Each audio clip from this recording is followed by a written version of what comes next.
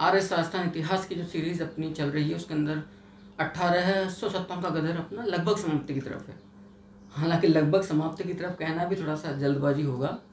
आवा में विद्रोह अपने को इस सीरीज में आरंभ करना है। हम लोगों ने नसीराबाद के अंदर देख लिया, नीमच के अंदर देख लिया, देवली के अंदर किस प्रकार से नीमच से भागे हुए सैनिक आए, और पिछले एपिसोड तक आप लोगों ने देख लिया था कि जब जोधपुर लीजियन टुकड़ी जो एरनपुरा छावनी के अंदर नियुक्त थी को पड़ोस के किसी ठाकुर का विद्रोह दबाने के लिए भेजा गया, तो उसने बगावत करते हुए नारा दिया कि चलो दिल्ली मारो फिरंगी। आपने देखा था कि जोधपुर लीजियन टुकड़ी के दफेदार मोती खां और सूबेदार शीतल प्रसाद के नेतृत्व में सैनिकों ने नारा दिया, और बाद में जाकर राजस्थान के सैनिकों का ये एक प्रकार का बगावती उद्घोष ब्रिटिश ईस्ट इंडिया कंपनी के विरोध में बन जाता है।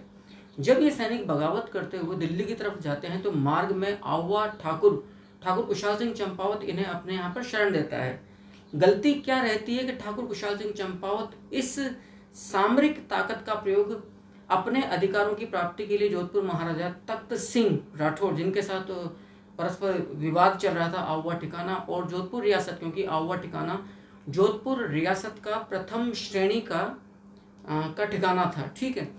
तो वो चाहता था कि इस शक्ति का प्रदर्शन करके दबाव में लाकर ब्रिटिश हुकूमत को जोधपुर हुकूमत को वो अपने अधिकार बहाल कर ले। लेकिन महाराजा तख्त सिंह राठौड़ ने बड़ी ही चालाकी से कूटनीति के तहत ईस्ट इंडिया कंपनी की सहानुभूति यह कहते हुए बटोर लिया कि जी देखिएगा, मैं ठाकुर कुशाल सिंह चंपावत के बारे में आपको शुरू से बोल रहा हूँ कि इस व्यक्ति के इरादे ठीक नहीं है, और इसने आपके विरुद्ध बगावत करने वाले आप ही के बागी सैनिकों को, जो जोधपुर लीजियन टुकड़ी है ईस्ट इंडिया कंपनी की, जो एरनपुरा छावनी के अंदर नियुक्त थी, को शरण दी है।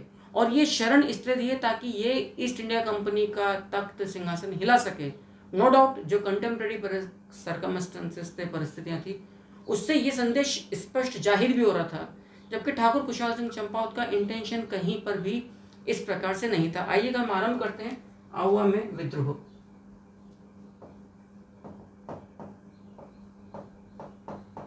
अपना राजस्थान में 1857 का गदर चल रहा है, आवा ठिकाने में विद्रोह, ठीक है सर। पहली बात तो ये कि आवा जो ठिकाना है, सबसे पहली बात तो आपको यही समझने वाली बात है कि आवा असल में कहाँ पड़ता है। तो आवा की यदि मैं सामरिक स्थिति की बात करूं तो वर्तमान तो जिला पाली, लेकिन उससे मतलब नहीं है। ये ठिकाना था जिस रियासत का ये ठिकाना था, जिस रियासत के अंतर्गत ये आता था, वो था जोधपुर रियासत। इंपॉर्टेंट बात ये है। अब जोधपुर रियासत के इस समय जो महाराजा थे वो जानना इंपॉर्टेंट है। महाराजा तख्त सिंह राठौर साहब, ठीक है साहब। इस समय जो जोधपुर का जो पॉलिटिकल एजेंट था, हमने देखा था कि 1818 की संधियों के जरिए विभिन्न ठिकानों में पॉलिटिकल एजेंट्स की नियुक्ति की गई थी। तो जो पॉलिटिकल एजेंट था उसका नाम था मॉकमेसन। क्लियर है? ये बात भी याद रखना कि आवा ठिकाना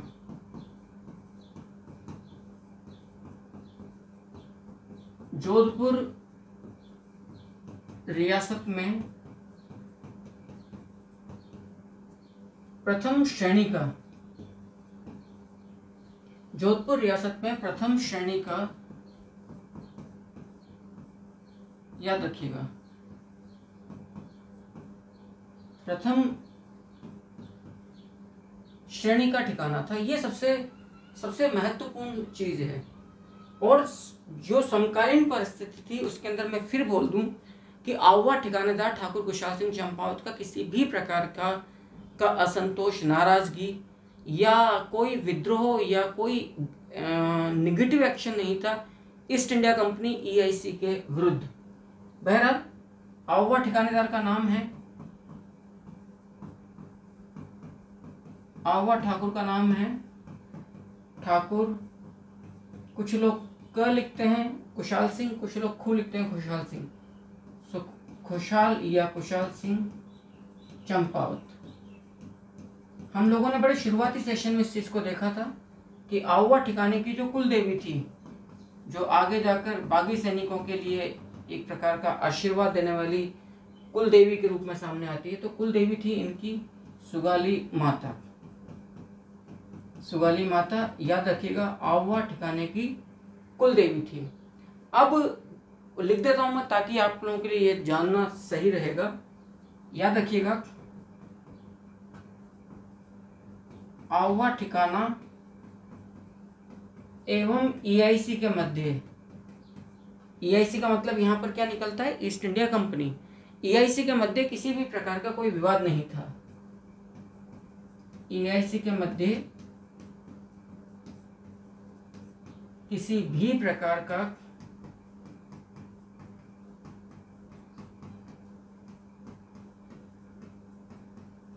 याद रखिएगा,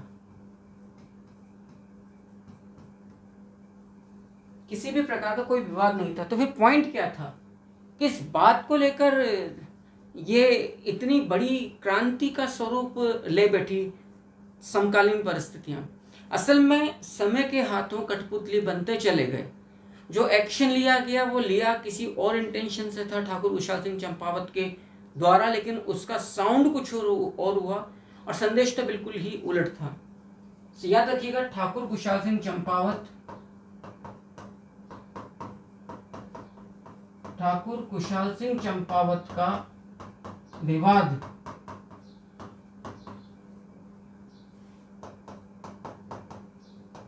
जोधपुर महाराजा तख्त सिंह राठौड़ के साथ था।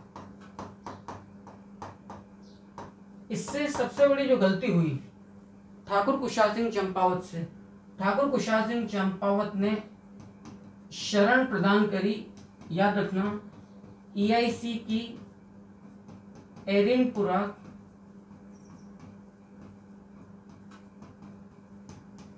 छावनी के बागी सैनिकों, एरिनपुरा छावनी के बागी सैनिकों को अपने यहां शरण देकर। लेकिन अब दोबारा मैं आपसे बोल रहा हूं कि आपको यहां पर फिर ये याद रखना है, जो ये शरण दी गई थी इसके पीछे का इंटेंशन ठाकुर कुशाल सिंह चंपावत का इन सैनिकों की ताकत को, इन सैनिकों के संसाधनों को ईस्ट इंडिया कंपनी के विरुद्ध खपाना नहीं था, बल्कि सिंपल ये शक्ति प्रदर्शन करके जोधपुर महाराजा तख्त सिंह राठौड़ पर एक प्रकार का दबाव बनाना चाहता था ताकि इसके अधिकार बहाल कर दिए जाएं। लेकिन स्थितियां इसको कुछ और घटनाक्रम में धकेलती चली गई। यद्यपि ठाकुर कुशाल सिंह चंपावत की यदि मैं प्रसिद्धि की बात करूं तो याद रखना, इतिहासकार नाथूराम खड़गावत ने, ये बड़ा इंपॉर्टेंट बात मैं आपको बतलाने जा रहा हूं, इतिहासकार नाथूराम खड़गावत ने ठाकुर कुशाल सिंह चंपावत को राष्ट्रीय सेनानी, ये इंपॉर्टेंट बात है, की उपाधि प्रदान करी है। राष्ट्रीय सेनानी की उपाधि प्रदान करी है। यद्यपि मैं दोबारा बोल रहा हूं, राष्ट्रीय सेनानी जैसा कोई कार्य ठाकुर कुशाल सिंह चंपावत के द्वारा नहीं किया गया था, क्योंकि फिर मैं आपके सामने बहुत स्पष्ट ये बात रख रहा हूं कि जब इन्होंने नीमच छावनी में आत्मसमर्पण किया था तो पहली बात तो सरेंडर क्यों किया, और सरेंडर किया, इन्होंने अपराध किया तो फिर इन्हें माफी क्यों मिली, बहाल क्यों किया गया, जबकि अंग्रेजों का तो इतिहास कहीं पर भी ऐसा नहीं आता है। बहरहाल अभी आप एक एक चीज को देखते रहिएगा। कुल मिलाकर बात यह हुई कि जब आपने ईआईसी की एरिनपुरा छावनी से जब सैनिक चले उनको अपने यहाँ पे शरण दी, तो जोधपुर महाराजा तख्त सिंह राठौड़ ने इस बात को ईआईसी के सामने इस रूप में पेश किया कि एरिनपुरा छावनी के सैनिकों को शरण देकर ठाकुर कुशाल सिंह चंपावत ने ईस्ट इंडिया कंपनी और ब्रिटिश क्राउन के सम्मान में कटौती करी है, उनके विरुद्ध विद्रोह का झंडा बुलंद किया। तो किसी भी सूरत में ठाकुर कुशाल सिंह चंपावत की इस मांग पर, इस डिमांड पर कंपनी सरकार ध्यान ना दे कि उसके अधिकार बहाल होने चाहिए, क्योंकि वो मेरा नहीं, अब ब्रिटिश क्राउन का, अब वो ईआईसी का क्या कहना चाहिए, अपराधी है, isn't it? अब क्या होता है कि ये बात पक्की बात है कि ऊपरी तौर पर ऐसा लग रहा है, तो इस बात से एग्री किया ईआईसी ने। और इस समय जो एजीजी थे राजस्थान के, जॉर्ज पैट्रिक लॉरेंस, उन्होंने जोधपुर महाराजा तख्त सिंह राठौड़ को आवाज जाकर या अपनी सेना को भेजकर इस विद्रोह को दबाने का एक प्रकार का संदेश भेजा। तो पहला जो घटनाक्रम सामने आता है वो आता है बिथोड़ा युद्ध के रूप में। बहरहाल आप, मैं एक बार स्क्रीन आउट होता हूँ, आप लोग यहाँ तक की बात को पेन डाउन कर लीजिए, लिख लीजिए, इंपॉर्टेंट है। क्लियर? अब ये देखना है आपको नेक्स्ट,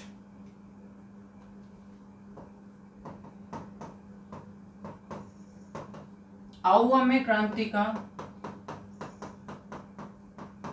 आरंभ। असल में जोधपुर कंपनी की सेना आती है और दोनों के बीच में युद्ध लड़ा जाता है, याद रखना, बिथोड़ा युद्ध, ये इंपॉर्टेंट है। जो बिथोड़ा युद्ध लड़ा जाता है वो लड़ा जाता है 8 सितंबर 1857 ईस्वी को। कहां पर? जिला पाली में लड़ा जाता है। और बिथोड़ा युद्ध का सबसे बड़ा महत्व क्या है, याद रखना, महत्व है आवा ठिकाने में क्रांति का आरंभ। आवा ठिकाने में क्रांति का आरंभ, याद रखिएगा। इसी युद्ध से माना जाता है जिसको आपने बिथोड़ा युद्ध कहा है। बिथोड़ा युद्ध के अंदर जो पक्ष हैं वो कौन कौन से हैं? बिथोड़ा युद्ध के अंदर पक्ष है, एक तो आवा ठिकाना, और आवा ठिकाने का साथ देने वाले जोधपुर लीजियन टुकड़ी। ठीक है साहब। इसके अगेंस्ट में, याद रखना, इसके अगेंस्ट में जो पक्ष है वो है जोधपुर सेना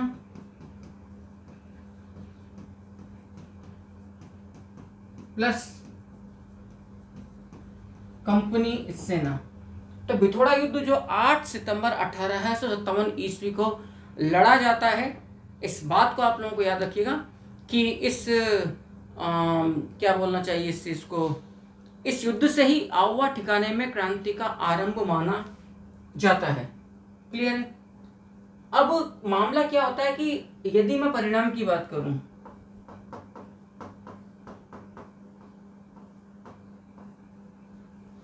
परिणाम होता है कि इसमें एक तो ब्रिटिश, एक तो उच्च रैंक का अंग्रेज अधिकारी, सैन्य ऑफिसर हीथकोट,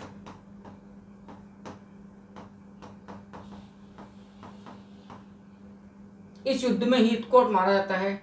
साथ में प्लस जो जोधपुर सेना का फौजदार है, हाकिम है, अनाड़ सिंह, वो मारा जाता है। यद्यपि आप यहां पर इस बात को समझ सकते हैं कि ठाकुर कुशाल सिंह चंपावत ने अनाड़ सिंह की हत्या पर किसी भी प्रकार का कोई, मृत्यु पर किसी भी प्रकार का कोई जश्न नहीं मनाया था, अपितु वो शोक ही प्रकट करा था। क्योंकि दोबारा मैं आपसे बोल रहा हूं कि ठाकुर कुशाल सिंह चंपावत का कोई इंटेंशन किसी भी सूरत में युद्ध लड़ने का हरगिज नहीं था। वो सिर्फ एक प्रेशर पॉलिसी पर काम कर रहा था, लेकिन घटनाक्रम उसको धकेलते चले गए। इस युद्ध का परिणाम क्या रहता है कि इस युद्ध में आवा ठिकाना विजयी रहता है। अब आप सोचिएगा, इस युद्ध के अंदर, बिथोड़ा युद्ध के अंदर आवा ठिकाना विजयी रहता है। इसके मुकाबले अधिक ताकतवर जो सैन्य गठबंधन है, जोधपुर सेना और कंपनी सेना का, वो गठबंधन हारता है। ये गहरा तमाचा न केवल जोधपुर रियासत पर था, बल्कि संपूर्ण ईआईसी की ट्रेंड आर्मी पर भी था। एजीजी जॉर्ज पैट्रिक लॉरेंस ने गुस्से में आकर यहां तक बोल दिया था जोधपुर के सैनिकों के लिए, याद रखिएगा, बागियों के इशारे पर नाचने वाले अर्दली, याद रखिएगा।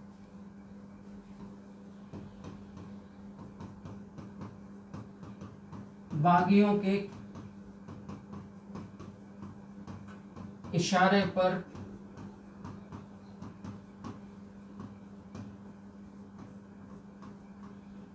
नाचने वाले अर्दली, याद रखना। इतनी बड़ी बात बोल दी थी, किसके लिए बोला, मैं लिख देता हूं आपके सामने ताकि आपको लिखना आसान रहा। बिथोड़ा युद्ध में पराजित जोधपुर सैनिकों के लिए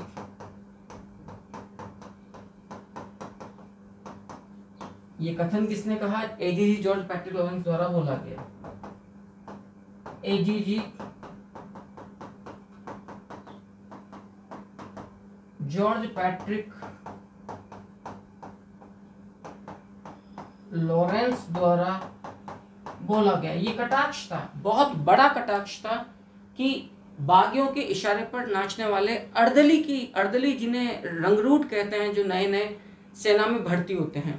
तो ये बहुत बड़ा मानमर्दन था, जोधपुर के लिए भी सेटबैक था और कंपनी सरकार के लिए भी, कि इतनी करारी शिकस्त का आपको हार का सामना करना पड़ा है। इसके बाद जब एक तरह से प्रतिष्ठा दांव पर लग गई कंपनी सरकार की और जोधपुर एजीजी को जवाब देते नहीं सूझा गवर्नर जनरल लॉर्ड कैनिंग को, तो आनंद फानंद में सारी जो राजपूताने के अंदर बगावत की कार्यवाहियां चल रही थी उन्हें एक तरह से सस्पेंड किया, सस्पेंड मोड में लाके रखा एजीजी जॉर्ज पैट्रिक लॉरेंस ने। और एजीजी जॉर्ज पैट्रिक लॉरेंस ने राजपूताने की पूरी ताकत, जो ईआईसी की पूरी सैन्य ताकत थी, उसका रुख मोड़ दिया आउवा ठिकाने की तरफ। और वो क्षण आ गया 10 दिन के अंतराल में, जब 18 सितंबर 1857 ईस्वी को पुनः पाली जिले के अंदर, लेकिन युद्ध का मैदान नया, चेलावास, जिसको काला गोरा युद्ध भी कहते हैं, क्योंकि इस युद्ध के अंदर यूरोपीय सैनिक, ब्रिटिश सैनिक इतनी अधिक संख्या में थे कि आप सरों को और त्वचा के रंग को स्पष्ट डिस्टिंग्विश या विभाजित कर सकते थे। अतः युद्ध जो होता है वो होता है दूसरा, याद रखिएगा, चेलावास युद्ध।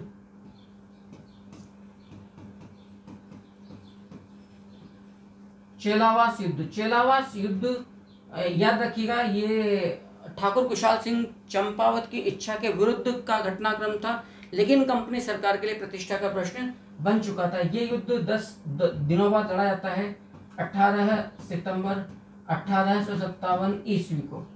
याद रखिएगा 18 सितंबर 1857 ईस्वी को वही जिला पाली में लड़ा जाता है। पक्ष वही रहता है, याद रखना, पक्ष एक तो आउवा प्लस जोधपुर लीजन टुकड़ी एवं इतर गठबंधन रहता है जोधपुर सेना एवं कंपनी सेना। लेकिन आपको सुनकर आश्चर्य होगा कि इस युद्ध के अंदर स्वयं एजीजी जॉर्ज पैट्रिक लॉरेंस और जोधपुर पीए मॉक मैसन युद्ध लड़ने के लिए युद्ध मैदान में उपस्थित होते हैं, ना केवल सम्मिलित होते हैं, एज ए मॉनिटर सुपरवाइजर्स के रूप में नहीं आते हैं, कि युद्ध में भाग लेते हैं। 18 सितंबर 1857 ईस्वी को एजीजी जॉर्ज पैट्रिक लॉरेंस जब आता है तो पक्की बात है जोधपुर पॉलिटिकल एजेंट मॉक मैसन को आना ही पड़ेगा। इस युद्ध के अंदर पुनः परिणाम वही रहता है, परिणाम एवं महत्व। सबसे पहले मैं महत्व की बात करूंगा। इस युद्ध के अंदर सबसे बड़ी जो घटना घटती है वो ये घटती है, जोधपुर पॉलिटिकल एजेंट मॉक मैसन, जोधपुर पॉलिटिकल एजेंट मॉक मैसन की गर्दन काटकर बागी की गर्दन काटकर विद्रोही आउवा दुर्ग के फाटक पर लटका देते हैं। फाटक मतलब एंट्रेंस गेट, दरवाजा।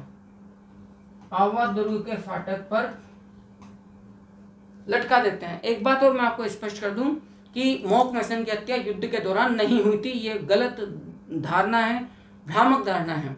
असल में जिसको आप युद्ध विराम कहते हैं संध्या काल में, उसके पश्चात गलती से, धोखे से जो मॉक मैसन था वो टहलते हुए बागी सैनिकों के खेमे की तरफ पहुंच जाता है। बागी सैनिक, क्योंकि कुछ क्षण ऐसे होते हैं जहां पर एक घटना आपके मनोबल को बहुत बढ़ाती है। बागी सैनिक, जिनमें कुछ छोटे सिपाही टाइप के जो लोग होंगे, वो मॉक मैसन को पकड़कर उसकी हत्या करके अपना मनोबल बढ़ाने के लिए जीत के जश्न के रूप में आउवा दुर्ग के फाटक पर लटका देते हैं। अब वैसे भी आप लोग जानते हो यहाँ पर जोधपुर लीजन टुकड़ी का तो स्पष्ट झगड़ा कंपनी सरकार के विरुद्ध था। आउवा ठिकानेदार ठाकुर कुशाल सिंह चंपावत क्या सोचता है, किस चालाकी से इनको उपयोग मिल रहा है, इन सैनिकों का कोई मतलब नहीं था। लेकिन ये पासा पूरी तौर पर आउवा ठिकाने के गले की हड्डी बन जाता है।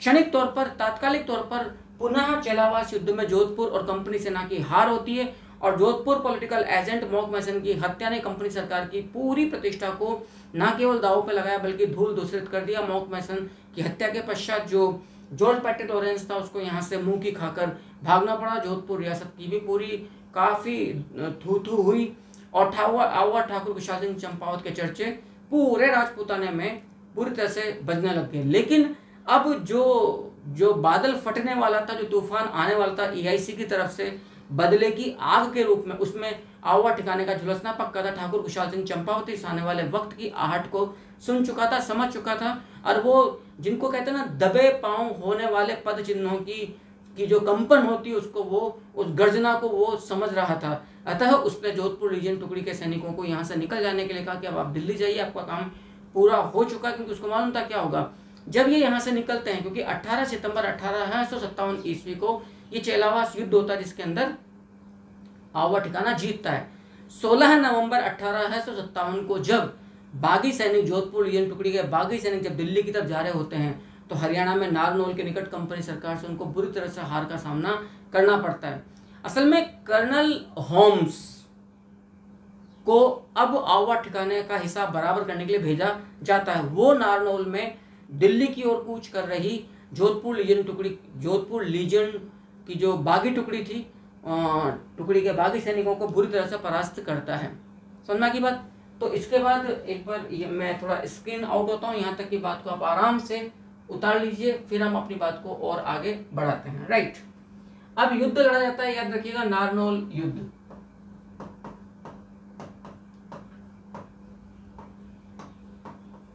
ये नारनौल युद्ध लड़ा जाता है 16 नवंबर 1857 ईस्वी को। युद्ध कहाँ लड़ा जाता? नारनौल, हरियाणा में। याद रखना, कर्नल होम्स इस युद्ध में जोधपुर लीजियन टुकड़ी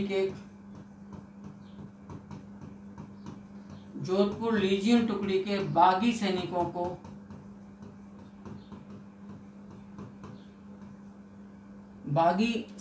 को बुरी तरह से परास्त करता है। बागी सैनिक, याद रखना, जो मूव कर रहे हैं किस तरफ? दिल्ली की तरफ। याद रखिएगा, दिल्ली की तरफ, दिल्ली की तरफ, जो बहादुर शाह जफर का आशीर्वाद पाने, उसको अपना समर्थन देने, उसको अपनी सैन्य ताकत सौंपने के लिए आवा ठाकुर कुशाल सिंह चंपावत के सुझाव पर दिल्ली जा रहे थे। लेकिन मार्ग में कर्नल होम्स ने, याद रखना, ने जोधपुर जो रियासत के सैनिक थे उनके साथ मिलकर इस युद्ध में जोधपुर लीजियन टुकड़ी को बुरी तरह से मारा। लेकिन एक झटका पुनः कंपनी सरकार को लगा। इस युद्ध में पुनः ब्रिगेडियर गराड़ बागी सैनिकों के हाथों मारा जाता है। याद रखिएगा,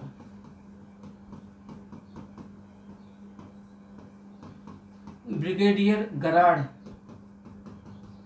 बागी सैनिकों के द्वारा नारनौल युद्ध में मारा जाता है। इस प्रकार से जोधपुर लीजियन टुकड़ी का जो समर्थन आवा ठिकाने को मिल रहा था वो पूरा दूर हो जाता है। अब कर्नल होम्स पूरी ताकत के साथ आवा ठिकाने की तरफ मूव करता है। याद रखिएगा, कर्नल होम्स ने 19 जनवरी से 24 जनवरी के मध्य 1858 ईस्वी में आवा ठिकाने की घेराबंदी करी। 22 या 23 जनवरी के आसपास जब ठाकुर कुशाल सिंह चंपावत को पूरी तौर पर कंफर्म हो गया कि मैं दुर्ग को नहीं बचा पाऊंगा, तो उसने अपने छोटे भाई लक्ष्मण सिंह चंपावत को आवा ठिकाने का सारा कार्यभार सौंपकर वो रात में वहां से निकल जाता है और कोठारिया ठाकुर रावत जोत सिंह के यहाँ पर शरण लेता है। 24 जनवरी 1858 ईस्वी को कर्नल होम्स लक्ष्मण सिंह चंपावत से आवा ठिकाना अपने अधिकार में लेता है और यहाँ से इनकी कुल देवी सुगाली माता की प्रतिमा 6 पीतल की और 7 लोहे की तोपों को लेकर अजमेर ले आता है।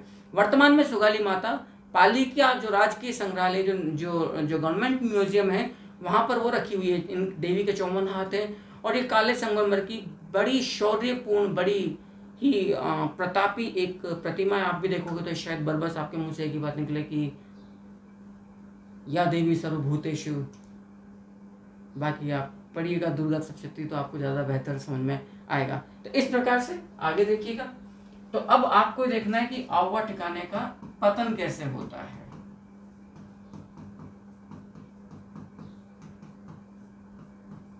आवा ठिकाने का पतन कब होता है, याद रखना, 24 जनवरी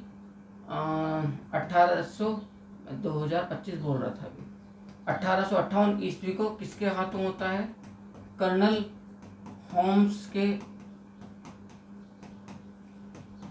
हाथों होता है। असल में होता क्या है कि 19 से लेकर 24 जनवरी 1858 ईस्वी तक, याद रखना, इस अवधि के दौरान कर्नल होम्स, काफी महत्वपूर्ण तथ्य है, कर्नल होम्स आउवा ठिकाने की घेराबंदी कर लेता है। कर्नल होम्स आउवा ठिकाने की, याद रखना, आउवा ठिकाने की घेराबंदी कर लेता है 19 से लेकर 24 जनवरी 1858 ईस्वी को। अब जब आउवा ठिकानेदार ठाकुर कुशाल सिंह चंपावत को कंफर्म हो जाता है कि we are not having too much sources to protect our fort and our military power, so वो यहाँ से निकलना ज़्यादा मुनासिब समझता है। तो संभवतः या 22 की रात्रि को या 23 की अल सुबह जनवरी 1858 को, याद रखना, ठाकुर कुशाल सिंह चंपावत, ठाकुर कुशाल सिंह चंपावत आउवा से पलायन कर जाता है। अब पलायन करके ये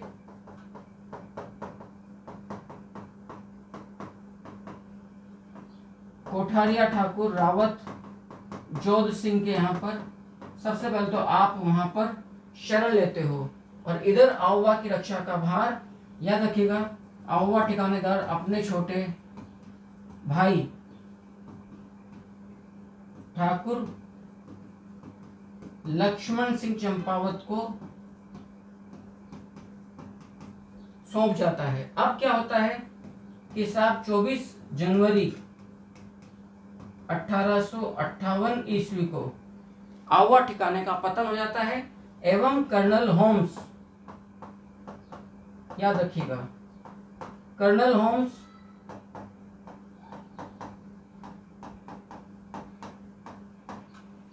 आउवा ठिकाने पर, याद रखिएगा, कर्नल होम्स आउवा ठिकाने पर अधिकार कर लेता है। क्लियर है मामला? और आउवा ठिकाने पर अधिकार करके यहां से सुगाली माता की प्रतिमा, 6 पीतल की तोपें एवं 7 लोहे की तोपें, इनको कर्नल होम्स, याद रखिएगा, अजमेर स्थित अपने जो ब्रिटिश हेडक्वार्टर था राजपूताने में, वहां पे लिया आता है। अब ये अलग बात है कि वर्तमान में जो सुगाली माता की प्रतिमा है, ये गवर्नमेंट जो म्यूजियम है, कहाँ पर, पाली में, यानी कि पाली का जो राजकीय संग्रहालय वहां पर ये सुरक्षित है। ये अलग पॉइंट। अब आप यहाँ तक कि सारे घटनाक्रम को बहुत इत्मीनान से उतार लीजिए। काफी महत्वपूर्ण ये तथ्य हैं, जानकारी है, ताकि फिर हम अपनी बात को थोड़ा सा और आगे की तरफ लेकर चलें। इसके बाद आउवा ठिकाने के बाद फिर मैं थोड़ा स्क्रीन आउट हो रहा हूँ आपके सामने, कोटा की बात करेंगे। अब क्या होता मामला, इस बात को आप समझिएगा, क्योंकि इसके बाद इस बीच भी ये पलायन करने से पहले भी ठाकुर कुशाल सिंह चंपावत लगातार पत्र व्यवहार करता, जो उसकी सबसे बड़ी पॉजिटिविटी थी, जो सबसे बड़ा उसका एक तरह का कवर, मतलब होता है ना, एक तरह का इसको कवर देने वाला मामला या इसको बचाने वाला मामला रहा। ठाकुर कुशाल सिंह चंपावत ने इन तमाम युद्धों के घटनाक्रम के दौरान भी लगातार ईस्ट इंडिया कंपनी को खत लिखा। उसने कहा कि मैं जोधपुर लीजन टुकड़ी के बगावती सैनिकों को सरेंडर करवाने को तैयार हूं, बशर्त आप हमें माफ करने का हमें एक तरह से मतलब वायदा कर लें और आप मुझे मेरे अधिकार जोधपुर रियासत से दिलवा दें। We are not interested to fight against EIC, we do respect to EIC, but are fighting our dispute with the Jodhpur state Maharaja Takht Singh Rathore. So आप प्लीज, क्योंकि आप यहाँ पर सुप्रीम पावर हैं, इस बात मतलब इस तरह के लेटर इनके बीच में हुए हैं। बहरहाल इसी बीच क्या होता है कि मैं आपको थोड़ा सा और डीप में ले जाके बता दूं, तात्या टोपे, जिनको रामचंद्र पांडुरंग के नाम से हम जानते हैं, इसका राजस्थान में आगमन होता है, याद रखिएगा। और ये ठाकुर कुशाल सिंह चंपावत से संपर्क साधने का प्रयास करता है। जब ठाकुर कुशाल सिंह चंपावत ने उदयपुर में शरण ले रखी थी, लेकिन वो संभव नहीं हो पाता है। बाद में जब स्थितियां थोड़ी सी अनुकूल होती हैं, 8 अगस्त 1860 ईस्वी को ठाकुर कुशाल सिंह चंपावत नीमच छावनी में अंग्रेजों के सम्मुख आत्मसमर्पण कर देता है। मेजर टेलर कमीशन का गठन किया जाता है। मेजर टेलर कमीशन का गठन इसलिए किया जाता है ताकि मॉक मैसन की हत्या में ठाकुर कुशाल सिंह चंपावत का क्या हाथ था, भूमिका क्या थी, उसकी जांच के लिए। लेकिन मेजर टेलर कमीशन इस बात की कोई पुख्ता प्रमाण नहीं प्रस्तुत कर पाता है कि ठाकुर कुशाल सिंह चंपावत के आदेश पर ही ऐसा हुआ, क्योंकि जो स्थितियां थी तो वो मतलब भटकता हुआ ठाकुर जो मॉक मैसन था, जोधपुर पॉलिटिकल एजेंट, वो भटक कर विद्रोही खेमे के अंदर चला गया था। तो याद रखिएगा, आप यहाँ तक का आपने उतार लिया होगा। अब आउवा ठिकाने में विद्रोह का अंत देख लीजिएगा। तो आउवा ठिकाने में विद्रोह का अंत होता है 8 अगस्त 1860 ईस्वी को। कब होता है? जब ठाकुर कुशाल सिंह चंपावत नीमच छावनी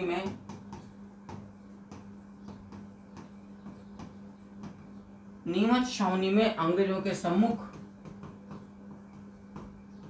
EIC के सम्मुख आत्मसमर्पण कर देता है। याद रखिएगा, EIC के सम्मुख आत्मसमर्पण कर देता है। लेकिन EIC इसको कैद करके एक कमीशन का गठन करती है जिसका नाम है Major Taylor Commission. Major Taylor Commission का उद्देश्य क्या होता है, जरा ये भी आप लोग देख लीजिएगा। चेलावास युद्ध जो 18 सितंबर 1857 ईस्वी को लड़ा गया था, और जिसे काला गोरा युद्ध भी पुकारा जाता है। मैंने कहा था, वजह कहने का कारण यहाँ यूरोपीय सैनिक ज्यादा संख्या में आए थे, ब्रिटिशर्स। सो चेलावास युद्ध में जोधपुर पॉलिटिकल एजेंट, चेलावास युद्ध में जोधपुर पॉलिटिकल एजेंट मॉक मैसन की हत्या में ठाकुर कुशाल सिंह चंपावत की भूमिका की जांच करने हेतु ठाकुर कुशाल सिंह चंपावत की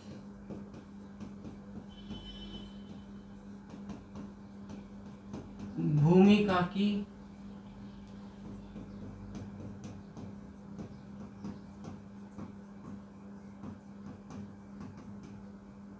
जांच करने हेतु, याद रखिएगा, मेजर टेलर कमीशन का गठन किया जाता है।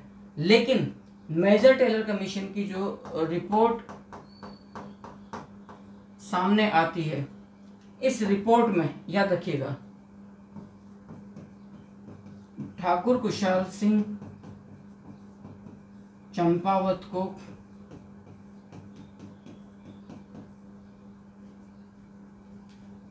निर्दोष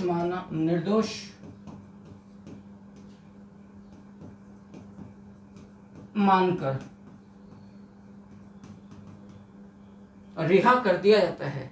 लेकिन जोधपुर महाराजा तख्त सिंह राठौड़ को जब EIC इस चीज का आदेश देती है कि Thakur Kushal Singh Champawat is not culprit, ये अपराधी नहीं है और आपको इनके अधिकार सौंपने पड़ेंगे, लेकिन याद रखिएगा जोधपुर महाराजा तख्त सिंह राठौड़ किसी भी सूरत में अधिकारों की बहाली नहीं करते हैं। बाद में 1868 में जाकर जो 1868 ईस्वी में जो ठाकुर कुशाल सिंह चंपावत के पुत्र थे ठाकुर देवी सिंह चंपावत, उनको आहुआ दुर्ग जोधपुर से प्राप्त होता है, याद रखिएगा। तो ये इसका इस तरह से एंड होता है 1868 ईस्वी में स्वर्गीय ठाकुर कुशाल सिंह चंपावत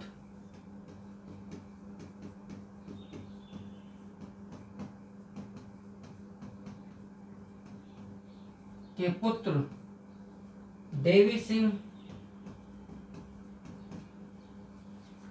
ठाकुर खुशहाल सिंह चंपावत के पुत्र देवी सिंह चंपावत को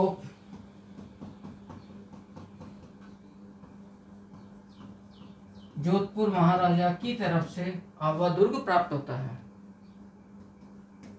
जोधपुर महाराजा की तरफ से आवा दुर्ग प्राप्त होता है। याद रखिएगा, मैं उम्मीद करता हूं कि इस एपिसोड में दी गई जानकारी आपको पसंद आई होगी।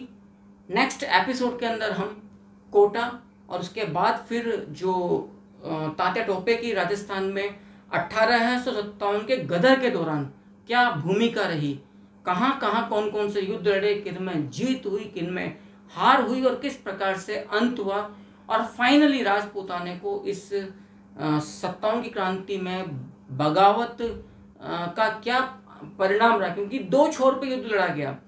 तमाम जितने राजपूत नरेश और मुख्य सरदार थे उन्होंने सपोर्ट किया ब्रिटिश सरकार को, जबकि जनता की जो सहानुभूति थी वो बागी सिपाहियों के साथ थी। मेरे नज़रिए से देखा जाए तो एक तरह से ये देशद्रोह था, यह देशद्रोह था राजपूत नरेशों का। याद रखिएगा, कंपनी सरकार के साथ मिलकर, और इसके लिए सूर्यमल मिश्र ने उन्हें बुरी तरह से लताड़ा भी था, धिक्कारा भी था कि ये देशपति लोग जमी का ठाकर छे, जहाँ का सारा ही गलिया हिमालय से निर्चय छे। याद रखिएगा, इस तरह की पंक्ति भी सूर्यमल मिश्र, जिन्हें वीर रसावतार एवं राष्ट्रीय कवि का दर्जा भी दिया गया है, के नाम से ने इन राजपूत नरेशों को एक तरह से लताड़ लगाई थी, जमकर उन्होंने कोसा था। बहरहाल इंतजार कीजिए नेक्स्ट एपिसोड का, तब तक के लिए नमस्कार।